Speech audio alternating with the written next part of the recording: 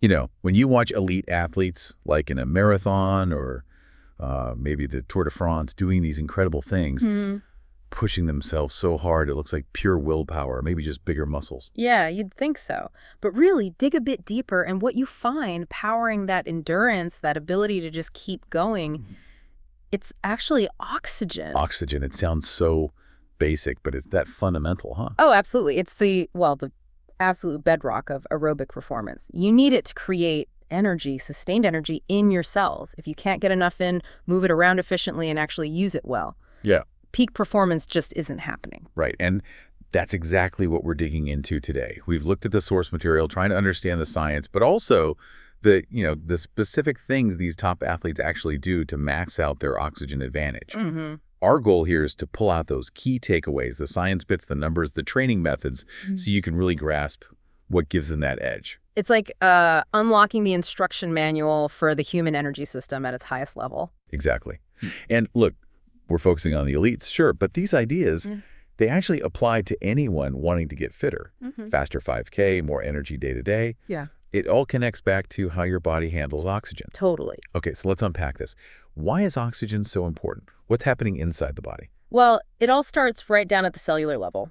Your muscles, especially when they're working hard, need energy. Lots of it. Okay. And the best, most efficient way the body makes that energy, this molecule called ATP, is through cellular respiration. And that whole process, it needs oxygen to work properly with the fuel, like glucose or fat. So more oxygen means more fuel burned, more energy. Precisely. More oxygen delivered means way more ATP production. Yeah. That lets you sustain higher intensity work for much longer. Okay, that makes sense. It's the bottleneck, kind of. And the measure we always hear about is VO2 max. That's the one. Yeah. VO2 max stands for maximum oxygen uptake. Basically, it measures the absolute maximum amount of oxygen your body can pull in and use during really intense exercise. How's it measured? Like, what are the units? Usually milliliters of oxygen per kilogram of your body weight per minute. So, LO kg. And the sources really showed the difference here.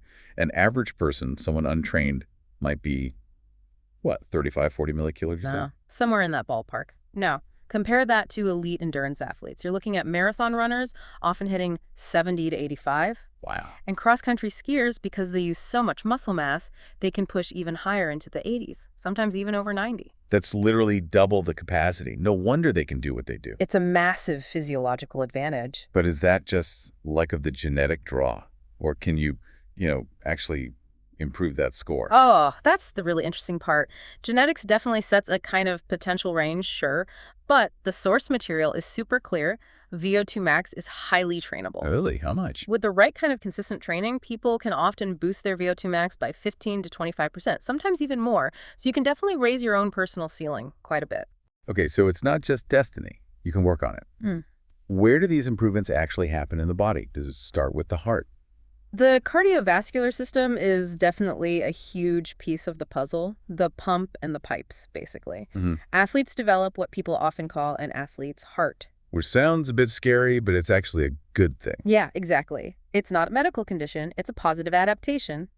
The heart muscle gets stronger, and the chambers, especially the left ventricle, that's the one pumping oxygenated blood to the body, often get larger. Meaning it can push out more blood with every single beat. Yeah, that's called stroke volume. Yeah. And it increases dramatically. A non-athlete might pump, say, 60 to 80 milliliters per beat at rest. An elite endurance athlete, we're talking 160 to 200 milliliters per beat during exercise. Double or even triple the output per beat. That's incredible efficiency. Think about it getting way more oxygenated blood to the muscles with every contraction. And does the blood itself change too? It does, yeah. It becomes a better oxygen carrier. Endurance athletes tend to have more red blood cells overall, and crucially, more hemoglobin inside those cells. Hemoglobin is the protein that actually grabs onto the oxygen. More hemoglobin, more oxygen taxis, basically. That's a good way to put it. More carrying capacity per liter of blood. And this is where altitude training comes in, isn't it? That's the mechanism. That's exactly it. Go train somewhere high, like 8,000 or 10,000 feet, where there's less oxygen in the air. Right, thinner air. Your body feels that stress, and its response is to make more red blood cells to try and capture the oxygen that is available more effectively. Then, when the athlete comes back down to sea level... They got this temporary boost, a bigger fleet of oxygen taxis. Exactly. Temporarily supercharged oxygen delivery. Gives them a real performance edge for a while. Okay, so stronger heart pump, better blood carrying capacity. Mm. How does the oxygen get from those tiny blood vessels into the muscle cells where it's actually used? That's the job of the capillary network, the microcirculation. Elite athletes actually grow more capillaries around their muscle fibers. So more pathways. Think of it like adding extra local roads or driveways right up to the houses that need the delivery. More capillaries mean more surface area and shorter distances for oxygen to diffuse from the blood into the working muscle cell. Super efficient delivery, right where it's needed. Okay, got it. Heart, blood, capillaries, the whole delivery system gets upgraded. Yeah. But the oxygen has to get in first. What about the lungs and breathing? Right, the intake system. Now, interestingly, your total lung size doesn't really change that much with training. Oh, I thought maybe athletes had huge lungs. Not necessarily bigger, but much more efficient. The muscles you use to breathe, especially the diaphragm, that big muscle under your ribs, get stronger. Just like training any other muscle. Pretty much. And a stronger diaphragm allows for deeper, more effective breaths. You hear about belly breathing or diaphragmatic breathing. Yeah. That's much more efficient than taking shallow breaths high up in your chest, especially when you're working hard. Athletes also learn to control their breathing rhythm, matching it to their effort level. Steady, controlled breathing keeps oxygen levels up and actually saves energy compared to, frantic gasping. So it's less about lung volume and more about muscle control and efficiency.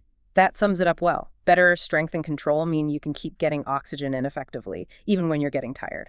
Fascinating stuff. Okay, so knowing all these potential adaptations, heart, blood, capillaries, breathing muscles, what kind of training actually drives these changes? It can't just be about logging more hours, right? No, it's definitely more targeted than that. A big one is high-intensity interval training, HIT. Right, everyone talks about HIIT. How does it work for oxygen? It involves these short, really intense bursts of effort, pushing you close to your maximum oxygen uptake, followed by recovery periods. Like what kind of workout? The sources mention things like maybe 4 to 6 rounds of 3 to 5 minutes, working at the hardest pace you can sustain for that time. Those intense intervals really challenge the oxygen system and force it to adapt, boosting that VO2 max. Okay, and then there's tempo training. What's that about? Yeah, tempo runs or rides. That's working at an intensity often described as comfortably hard. You can talk, but maybe only in short sentences. This kind of work is really good for improving your lactate threshold. That's the point where lactic acid starts building up faster than your body can clear it. Pushing that threshold higher means you can sustain a faster pace using your aerobic system before you blow up. It improves how well your muscles use oxygen at higher intensities. But you still need the long, slow stuff too, right? The base mile. Oh, absolutely crucial. Long, steady-state training is what builds that deep aerobic foundation. It's less about intensity, more about duration. What does that do specifically for oxygen? That's what really drives the increase in capillary density we talked about. It also improves the function of mitochondria. Those are the little power plants inside your cells that actually use the oxygen to make energy. And it trains your body to get better at burning fat for fuel, which spares your limited carbohydrate stores during long endurance events. Makes sense. And we already covered altitude training boosting red blood cells.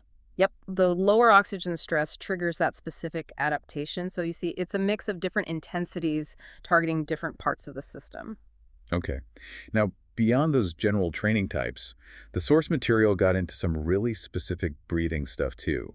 Techniques and even special training for breathing muscles. Yeah, this area has gotten a lot more focus recently. Athletes aren't just letting breathing happen, they're actively training it, sometimes separate from their main workouts. You mean like meditation type breathing?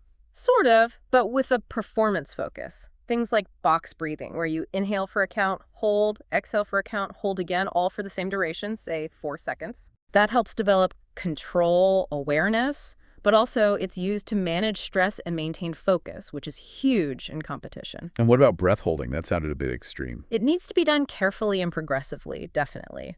But the idea is to improve your body's tolerance to carbon dioxide buildup, which happens when you exercise hard, and maybe improve efficiency when oxygen levels dip temporarily. It's about building resilience in the system. Interesting. And then there was dedicated equipment, inspiratory muscle training.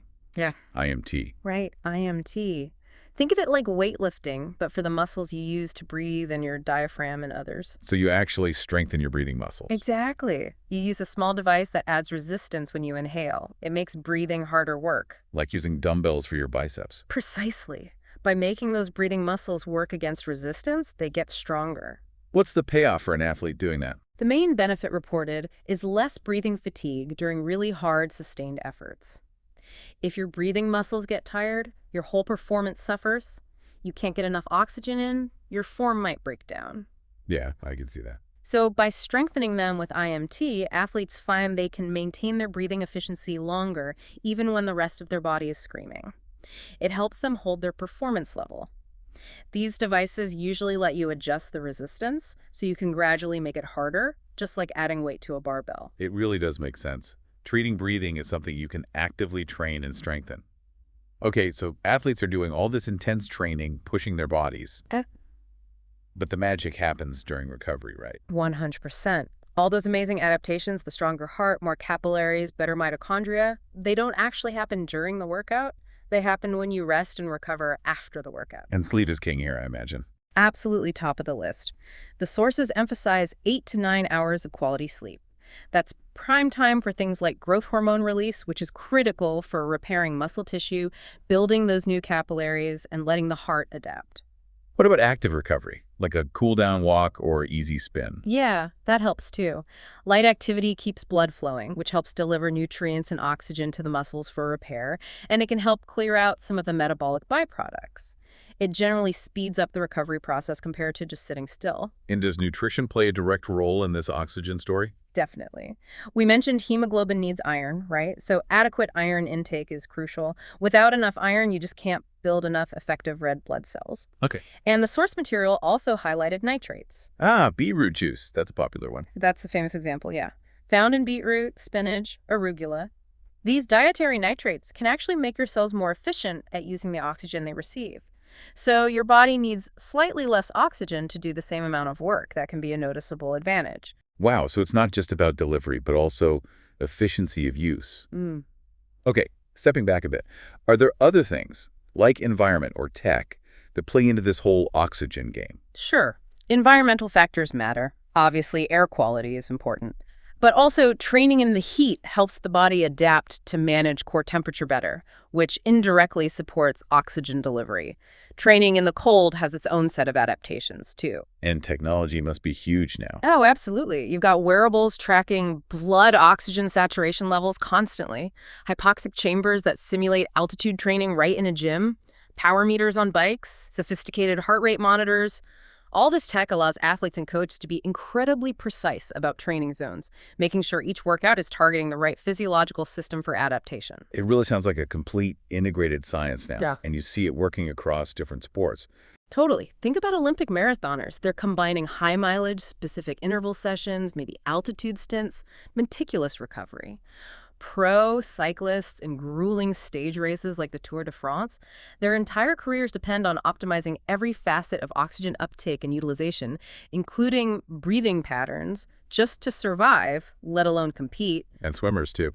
Yeah, elite swimmers have to perfectly coordinate powerful movements with very precise, controlled breathing to minimize drag and maximize oxygen intake between strokes. You mentioned breathing for stress control earlier. Is there a big mental component linked to all this oxygen optimization? Huge. Learning to control your breath when you're under immense pressure, physically and mentally, it's not just about getting oxygen in. It's a powerful way to manage anxiety, stay focused, keep calm. How so? Well, panic breathing is inefficient, shallow, wastes energy, and actually hinders oxygen delivery. Calm, controlled breathing, the kind they practice, helps maintain physical efficiency and mental clarity. It's a dual benefit. So this whole oxygen optimization thing, it's not like one single trick. It's woven into everything they do. Exactly right. It's part of their warm-ups, how they structure their workouts, how they cool down, what they eat, how they sleep. It's fully integrated. And the science keeps evolving. Constantly. Researchers are always looking at new methods, things like blood flow restriction training, more advanced ways to simulate altitude, how specific nutrients interact. And now, with AI and machine learning analyzing all the data from wearables, we're moving towards incredibly personalized plans fine-tuned to optimize your specific oxygen pathways. So when we look at everything we've discussed, these aren't some kind of secret formulas hidden away, are they? Not really, no. They're systematic, science-based approaches to making a fundamental biological process work better. The elites are just incredibly disciplined and precise in applying these methods day in, day out. Which is actually good news for the rest of us because it means these principles are accessible. Absolutely. You don't need to be an Olympian to benefit. You can start with the basics.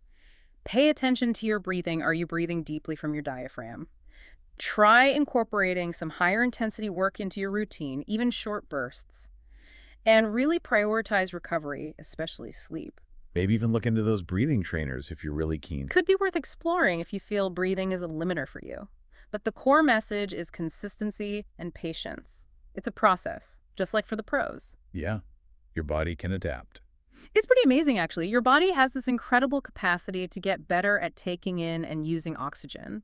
And improving that can genuinely boost your performance, whether that's shaving time off your run or just feeling less winded climbing stairs. It all starts with that next breath, as you said. Make it count. Makes you think, doesn't it?